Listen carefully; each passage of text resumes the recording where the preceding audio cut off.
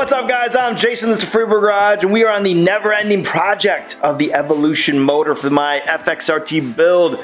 We are putting together the push rods, the final pieces. They're already been spec'd, the best that this setup can do while it's non-running. So we're gonna get the push rod clips. That's what holds these down in with a specialty tool. I'm pretty pumped because this tool made my life a lot easier getting these clips in. I'm gonna explain that. It's a little hard to show you right now, so let's dive in the bike. Let's get it done. Starting off right where we left off on the S&S Quickie push rods. I have them all assembled. Everything's been pumped down. Spins real nice how I want to. Now it's time to get these covers fully assembled. Now to get these together and dialed in where we want to be, we got to get these covers right here together.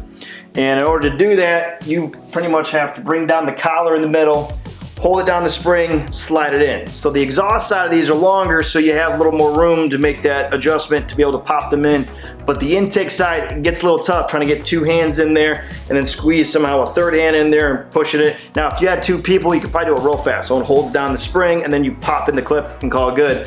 But I can't do that. I'm just by myself working on this, so I want to be able to finish this properly on my own without making a bunch of marks on there, because normally you would use a flathead screwdriver or some type of flat. You'll push down on the collar and then you slide the clip in. Well, Motion Pro right here makes an awesome tool that I picked up that makes taking these on and off super fast. And the reason why I went with this tool, not just because I wanted to have it to be able to slide this in, is that readjusting these, I want to be able to get back in there quickly, adjust, then put it all back together without having to sit there and struggle and trying to get these clips in by myself each time. So what these essentially do, and I'll get this on camera when we do them, it slides in, pushes it all the way down, slide the clip in, and we're good. So real simple, easy tool. Pretty stoked about getting these in because this should make it a lot easier. And it's a chrome piece. I don't want to scratch the crap out of that collar trying to get that in. If you slip once, you're gonna do a nice gouge right in the top. Or if you're working with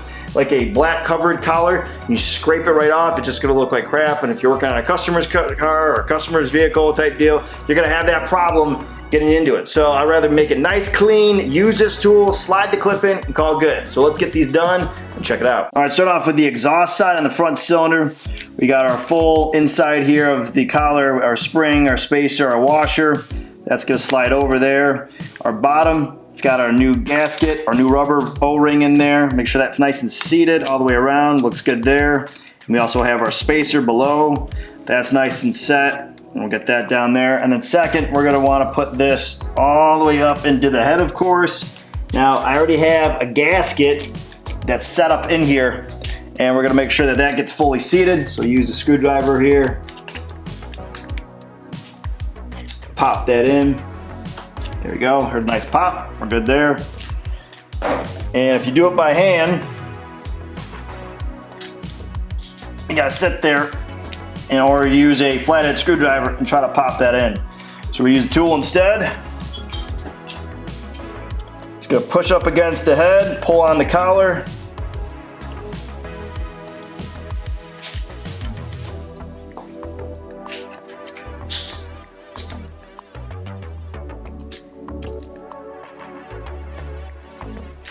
All right, and we're fully seated.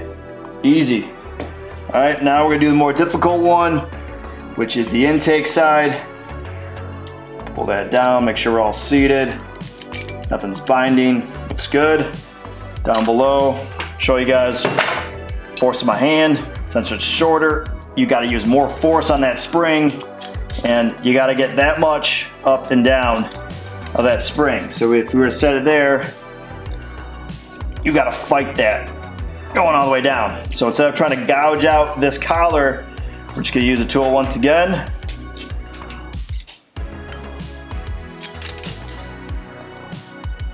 And we're seated. Looks great, looks good. Let's do the rear.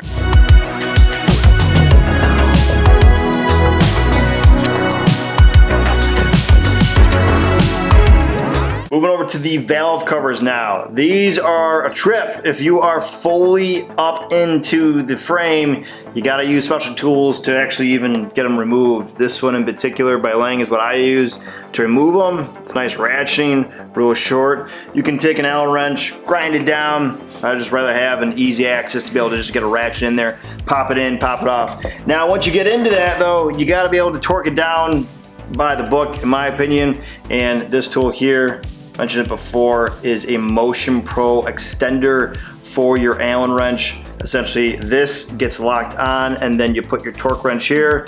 It allows you to torque it to the best, accordingly to what Motion Pro allow you to do. Because really, it doesn't give you the exact torque, because your exact torque would be right on the head of the torque wrench. You're extending it, so there is some formula. I've actually looked it up, but really, this is just gonna get us so it doesn't leak. And we wanna go even as possible. So diagonal, getting it down so we don't pinch the gaskets. These gaskets, you got 1 and 2, and then there's a third is the middle one. In the last video, I did a quick just laying them on top. They are beveled, so the beveled line wants to be on the inside, flat on top gasket, then you sandwich your middle, and then you put the same thing up on top, then the cover goes, and then of course there's a square middle that goes inside as well. So you just want to make sure that you do fresh gaskets all the way around, which we did. They're by Harley-Davidson gaskets, nothing special. They're just good OEM ones, brand new. That pretty much covers it. So let's get these things torqued down and get this thing closed up. Starting off at the front here, I also have new gasket O-rings that go with the headset for Harley. So we want to replace those so they're nice and snugged, oil sealed. We're just gonna hand tighten these on, do a diagonal pattern, and then tighten it down between 10 to 13 foot-pounds on the covers here.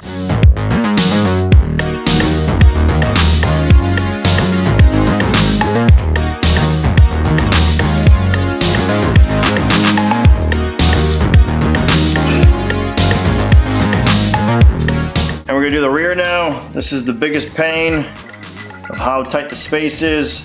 This is the easy side, of course. And then we'll hop on to the back side.